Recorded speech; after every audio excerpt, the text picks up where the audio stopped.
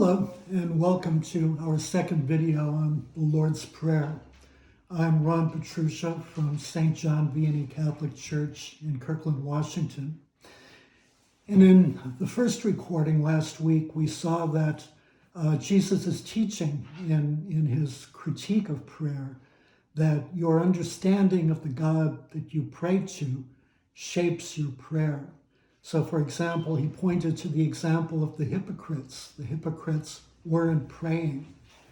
They were acting. They weren't praying. They were acting because they had swallowed the leaven of the Pharisees and the Sadducees. They had forgotten about God. The Gentiles, the pagans, were babbling because there were very many gods of very uncertain intent, and finding the right words to appeal to the right God that would somehow move the right God, whose intentions were not necessarily benign, was critically important. So that raises the question of who is the God to whom we are praying?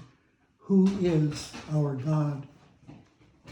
For an answer, we can turn to the work of St. Gregory of Nyssa, and his work on the Beatitudes. St. Gregory was a 4th century father. He lived from about 335 to 395. He was known as one of the major opponents of Arianism, which held that Jesus was a created being, and therefore that other created beings like Jesus could be created by God the Father. He was also the brother of St. Basil the Great and one of the 3 great Cappadocian fathers. And he was the church's first mystical speculative theologian. And so he wrote a work on the Beatitudes. So let's begin by reading the Beatitudes. They're found in Matthew chapter 5, verses 1 through 12. It's the very beginning of Jesus' Sermon on the Mount. Seeing the crowds, he went up on the mountain, and when he sat down, his disciples came to him, and he opened his mouth and taught them, saying, "Blessed are the poor in spirit, for theirs is the kingdom of heaven. Blessed are those who mourn, for they shall be comforted. Blessed are the meek, for they shall inherit the earth. Blessed are those who hunger and thirst for righteousness, for they shall be satisfied. Blessed are the merciful, for they shall obtain mercy. Blessed are the pure in heart, for they shall see God. Blessed are the peacemakers, for they shall be called sons of God. Blessed are those who are persecuted for righteousness' sake, for theirs is the kingdom of heaven. Blessed are you when men revile you and persecute you and utter all kinds of evil against you falsely on my account. Rejoice and be glad, for your reward is great in heaven, for so men persecuted the prophets who were before you." So we notice that, first of all, Jesus goes up on the mountain. And what is the mountain? A mountain is a place of revelation, a place of epiphany, a place where we meet God. And then Jesus begins to pronounce the Beatitudes. So if we notice, there are 8 Beatitudes, and they're all counterintuitive. They all, in many ways, one can argue, violate the very nature of who we are. So, blessed are the poor in spirit. We live in a society that places its emphasis on individualism and the fulfillment of the individual. The result is often pride and a tendency towards self-deception. All of those are the very opposite of being poor in spirit. Blessed are those who mourn. We don't want to mourn. We want to be joyful. We want the joy of the Lord, not mourning. Blessed are the meek. Meekness is a sign of weakness. The meek are pushovers.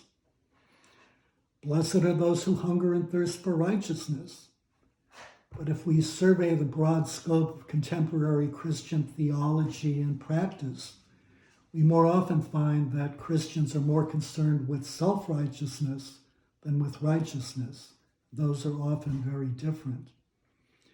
Blessed are the merciful. It's very difficult for us to forgive. We often have very little compassion and a very little tendency toward mercy. We often blame the victim. Blessed are the pure in heart. Can our hearts really be pure when our focus is on ourselves? Blessed are the peacemakers. We live in a world that is never at peace. We ourselves often show a tendency toward violence.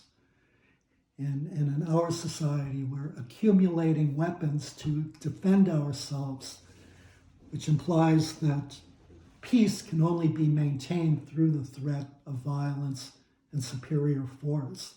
That's hardly being a peacemaker. Finally, blessed are the persecuted. Who really wants to be persecuted? So Jesus are pronouncing all of these things as beatitudes when they're so contrary to our nature. Why is that?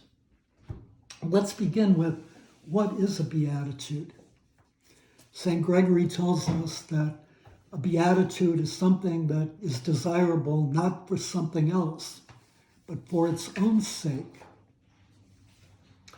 So in Jesus' Beatitudes, we count 8 Beatitudes in all. But St. Gregory tells us that in fact there aren't 8 Beatitudes. There's only a single Beatitude. There's only one single thing which is desirable not for something else, but for its own sake. What is that something else? What is that thing which is desirable for its own sake? The answer, St. Gregory says, is God himself. The single beatitude is God. It's not all of the things that God provides. It's not all of the things that God does. It's not the brilliance of God's creation. It's simply God himself. God is the sole and the only beatitude. So what then are these things? St. Gregory says that the one thing truly blessed is the divinity itself. So then what are the Beatitudes? Gregory says we are blessed because we bear the image of God and inasmuch as we participate in the true beatitude. So how do we participate in the true beatitude? St. Gregory tells us that we share in the Beatitudes as a reflection of God's image, that the Beatitudes are things belonging to the Godhead, which are set up for the imitation of those who wish. So what Gregory is saying is that the Beatitudes are in fact the attributes of God. We tend to not see God as, often we see God as vengeful, as eager to judge, as eager to inflict punishment. But Gregory is offering us a very different view of God, and a view which he believes comes from Jesus as a reflection of God and calls on us to imitate God, to imitate Christ. So blessed are the poor in spirit. Jesus, as Paul tells us in Philippians, humbled himself and became obedient to the point of death. As God, he became man and took on human form. Blessed are the meek. Jesus identified himself as meek. He was gentle and humble in heart, he tells us in Matthew in chapter 11. Blessed are those who mourn. Jesus mourned in the face of death. He mourned in the face of illness. He healed out of compassion. Blessed are those who hunger and thirst for righteousness. God is righteous. God hungers and thirsts that we know God, come to know him, that we come to know God. Blessed are the merciful. God's mercy is boundless, as Jesus indicated in his parable of the unmerciful servant in Matthew chapter 18. God is a peacemaker. God brings peace. So for all of these things, all of the Beatitudes are in fact the attributes of God. Those are the very nature, the very character of God. And in addition to that, God knows what we need before we ask. Matthew chapter 6, verse 8 says, "For your Father knows what you need before you ask him." And Matthew chapter 6, verses 31 through 33 say, "Therefore do not be anxious, saying, 'What shall we eat? Or what shall we drink? Or what shall we wear?' For the Gentiles seek all these things, and your heavenly Father knows that you need them."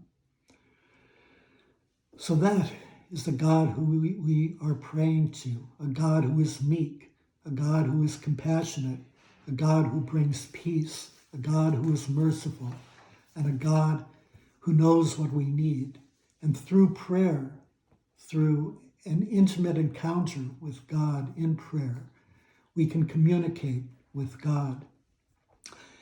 Next week, we'll begin to look at the Lord's Prayer itself by looking at Our Father.